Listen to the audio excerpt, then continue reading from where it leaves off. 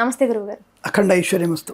గురుగారు, మనం ఏదైనా నవరాత్రులు చేసినప్పుడు కానీ లేదంటే పెళ్ళిళ్ళు చేసినప్పుడు ఏదైనా శుభకార్యాలు పూజలు చేసినప్పుడు ఫస్ట్ గణపతి పూజ స్టార్ట్ చేస్తుంటారు. ఎందుకు అలాగా? శుక్లాం వరదనం విష్ణుం శశివర్ణం చతుర్భుజం ప్రసన్నవదనం ధ్యాయేత్ సర్వవిఘ్నోపశాంతయే. ఈ శ్లోకంలోనే దానికి ఉన్నటువంటి సంపూర్ణ అర్థం దానికి ఉంది. అంటే సమస్తమైనటువంటి ఆటంకముల నుంచి విముక్తి కలిగించి సర్వకార్యాలని మనకు అనుకూలంగా మార్చగలిగేటువంటి తత్వము శక్తి ఉన్నటువంటి వారు ఆ యొక్క గణపతి. కాబట్టి ముందుగా మనం గణపతిని పూజించాలి. అంటే గణములకు అధిపతి. గణములు అంటే ఏమిటి? శుభకార్యము, చెడు కార్యము, మంచి, అన్ని రకాలైనటువంటి ఏదైతే కర్మ ఉందో ఆ కర్మలన్నిటికీ అధిపతి, గణాలంటికి అధిపతి ఆయన. ఒక్కొక్క కర్మకు ఒక్కొక్క అధిపతి ఉంటాడు. అటువంటి కర్మలకి అటువంటి గణాలకి అధిపతి కాబట్టి గణపతి. ఆ గణపతికి విఘ్నేశ్వరుడు అంటే విఘ్నములకు అధిపతి.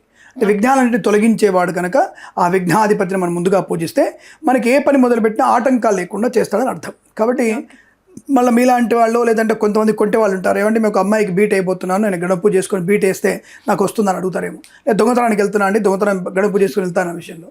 అంటే నువ్వు కర్మకి దీనికి ఓకే, భగవంతుడికి సాయం చేస్తాడు. కానీ పక్కన ఉన్నటువంటి ఇంకో దేవుడు ఉంటాడు, ఆయన డ్యూటీ ఉంటుందిగా. ఆ డ్యూటీ చేసేటువంటి సుబ్రహ్మణ్య స్వామి ఉంటాడు ఎంబడి వెనకరించి. ఆయన కంట్రోలబిలిటీ, ఫుల్ కంట్రోల్ చేస్తాడు.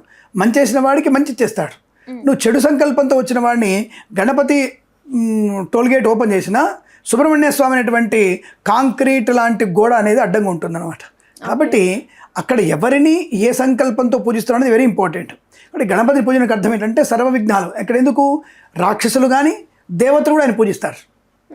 రాక్షస గణాలు ఉన్నాయి కదా, అందరికీ వాళ్ళ పని ఆటం కలుగుకోవడానికి. అంటే వాళ్ళు యుద్ధం చేయడానికి వెళ్తారు, వీళ్ళిద్దరికి పూజ చేశారు, ఇద్దరికీ రైట్ ఆటం కలిగి బొమ్మంటాడు. అక్కడ పోయిన తర్వాత అక్కడ ఆ దేవుడు ఉంటాడు. నువ్వు ఏ పని మీద వచ్చావు ఆ పనికి కావాల్సినటువంటి పనిని, ఉనికిని నీకు అభివృద్ధి చేసేవాడు ఆ భగవంతుడు. కాబట్టి గణపతిని పూజన వల్ల నీకు ఆటంకాలు. అందుకనే సత్కార్య ప్రీతి కొరకు మాత్రమే మనం పని చేయాలి. దేవతలు కానీ రాక్షసులు కానీ సత్కార్యం కోసం. రాక్షసులు కొన్ని రూల్స్ ఉంటాయి, వాళ్ళు వాళ్ళ పనుల్లో ఉండాలి. ఇంకొక వైపు వెళ్ళాల్సిన అవసరం లేదు. నీ వరకు నువ్వు ఉండేటువంటి ధర్మం నీకుంది, ఆ ధర్మం పడి. కానీ వీళ్ళు వచ్చేసి దేవుని దొబ్బేద్దామని ప్లాన్ చేస్తుంటారు. కాబట్టి అక్కడ యుద్ధం అవుతుంది, దేవదానవుల యుద్ధం అక్కడ అవుతుంది. కాబట్టి అక్కడ వీళ్ళు మోసపోతారు, నష్టపోయే అవకాశాలు ఎక్కువగా ఉంటాయి. సో ఒక్కొక్కరికి ఒక పవర్ ఎక్కువ ఉంటుంది. ఇప్పుడు నేను అమాయకుడని చెప్పేసి నన్ను కొట్టడానికి రాగానే ఇంకో నలుగురు నా వెనక నుంచి గోచి పెట్టుకొని నలుగురు నాలాంటి వాళ్ళు బలవాడులు వచ్చారనుకో, అక్కడ ఉన్నాడు ఎదురుగున్నాడు బలహీనం అయిపోతాడు. ఆ బలహీనుడు అనుకో మనం అనుకున్న వాడి దగ్గరికి వాడు 10 మంది వాడు వేసుకొని వచ్చాడు అనుకో, మనం బలహీనులు అయిపోతాం.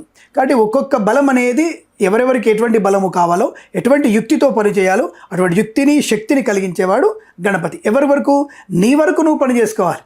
అంతే తప్ప ఇష్టం వచ్చిన పని చేస్తా, వాడిని లాగేసుకుంటా, వాడికి పొలం లాగేస్తా, వాడికి అది చేస్తా అనేది మాత్రం అటువంటి వాటికి కాదు. కాబట్టి సత్కార్య ప్రీతి కొరకు ఏ ఆటంకాలు లేకుండా గణపతిని మనం సదా పూజిస్తే తప్పకుండా మీకు అనుకూలవంతమైనటువంటి కార్య విఘ్నాలు తొలగిపోయి అనుకూలవంతమైన కార్య యోగము మీకు కనపడే అవకాశం. దానికోసం మనం గణపతిని పూజించాలి. అందుకే విఘ్నాధిపతి కాబట్టి ఆయన ముందుగా పూజిస్తే మనకి సమస్త శుభయోగాలు ఏర్పడతాయి. ఓకే, ఆ గణపతి పూజ చేసినప్పుడు పసుపు ముద్దతో చేస్తుంటారు. అంటే ఆ షేప్ మీకు ఐడియా ఉంది కదా, అలా ఎందుకు చేస్తారు? పసుపుతోనే ఎందుకు చేస్తారు? అంటే ఇక్కడ 2 కారణాలు. ఒకటి, అమ్మవారు తన యొక్క చవితి కథ విన్నాం మనం, భాద్రపద శుద్ధ చవితి రోజున చవితి కథ విన్నాం. ఆ కథలోనే ఉంటుంది, అమ్మవారు నలుగు పెట్టుకుంటూ నలుగు పెట్టి తీసి చేయదు, నలుగు పెట్టుకున్న మిగిలిన పిండిని తన భర్త వస్తున్నటువంటి ఆనందంలో ఒక రూపాన్ని తయారు చేస్తుంది. అంటే ఒక కొండగా, గుజ్జుగా, తలగాయ వచ్చినట్టుగా, అలా ఒక 2 చేతులు పెట్టినట్టుగా తన నొక్కుతూ ఉంటుంది.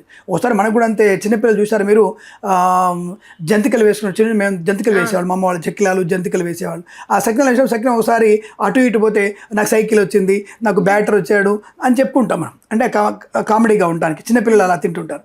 అలా మనకు కూడా ఆ అమ్మవారు చేస్తున్నప్పుడు అలా వచ్చింది రూపం. అది అని ఆ రూపం ఏంటంటే కొండలాగా ఉంది, అంటే ఒక చిన్న కొండ పర్వతం లాగా ఉంది. కాబట్టి అమ్మవారు దానికి కాళ్ళు చేతులు పెట్టి ప్రాణప్రతిష్ఠ అమ్మవారు చేసింది, ఆవిడ దేవత కాబట్టి చేసింది. అందుకని అమ్మవారు ఎలా అయితే నలుగుతోని ఒక పసుపు ముద్ద చేసిందో, ఒక ముద్దగా చేసిందో, అటువంటి ముద్దగాని మనం చేసుకొని పూజించాలి. దాని పేరే గౌరీ గణపతి.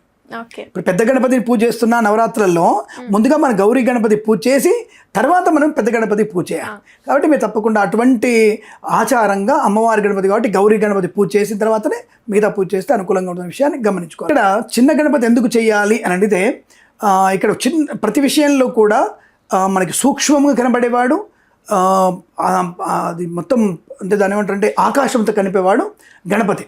అంటే లంబోదరుడిగా చెప్తాం మనం, సూక్ష్మంగా చెప్తాం ఆయన. అంటే గణపతిలో 2 రకాలు, ఎందుకంటే పశువు గణపతి ఎందుకంటే నీ యొక్క క్రియా సాధ్యాన్ని, అంటే నువ్వు ఏదో పని చేయబోతున్నావో దాన్ని అంటే ఏకీకృతం చేయడానికి, నీ మనస్సుని బుద్ధిని ఏకత్వం చేయడానికి చిన్న గణపతిని పూజ చేయాలి. నువ్వు అనుకున్న సంకల్పం కొరకు దాన్ని పూజ చేయాలి. సంకల్పం ఎలాంటిది అంటే పెద్దగా కనపడినా సరే ఈ చిన్న గణపతి పూజ చేస్తే అంటే నువ్వు చిన్నగా విషయాన్ని ఆలోచించాలి. గణపతిని పెద్దగా చూడక్కల్లా చిన్న గణపతితో చూసుకొని పెద్ద కార్యం అన్నట్టు సంభవం అవుతుందని చెప్పడం. గణపతి చిన్నవాడుగా చిన్న సూక్ష్మం కనపడినా ఆయనకి ఇచ్చేటువంటి విలువ పెద్దది. కాబట్టి అటువంటి సత్కార్యాన్ని ఏ కార్యమైనా నువ్వు మీకు నిర్విఘ్నంగా కొనసాగించే తత్వం ఉంది. కాబట్టి ఇంతింతై వటుడింతై అనే భావనతో గౌరీ గణపతి పూజ చేసి అప్పుడు మనం పంచముఖ గణపతి కానీ లేదా ఏకదంత గణపతి కానీ పెద్ద గణపతి పూజిస్తే 2 రకాల భావన. నిన్ను నువ్వు తగ్గించుకోవాలి, నిన్ను నువ్వు పెంచుకోగలిగే శక్తిని కలిగించేవాడు 2 రకాల కారణాలు ఉంటాయి. కాబట్టి ఇలా మన గౌరీ గణపతి పూజిస్తే అద్భుతమైనటువంటి వెంటనే రిజల్ట్ వచ్చే అవకాశం, అంటే నువ్వు ఏదైతే కార్యం చేస్తున్నావో రిజల్ట్ వెంట రావడానికి అవకాశం ఉంటుంది. కాబట్టి పెద్ద గణపతి అని పెద్ద కార్యం అని చిన్నగా కాదు, ఏ పనికైనా సరే గణపతిని పూజించేటువంటి తత్వాన్ని పూజిస్తే చాలా మంచిది. గౌరీ గణపతి పూజ చేయడం వల్ల ఏంటంటే అక్కడ చేసేటువంటి పనికి ఆటంకం లేకుండా ఉంటుంది. మహాగణపతి మహాపూజలు అనేవి నీ కార్యానికి ఆవలంబనగా నీ పక్కనే ఉండు నిన్ను ప్రోత్సహించే అవకాశం ఉంటుంది. అలా 2 రకాలుగా మనం గణపతి పూజించే ప్రయత్నం చేయవచ్చు. ఓకే సార్, ఓకే, ధన్యవాదాలు. శుభమస్తు.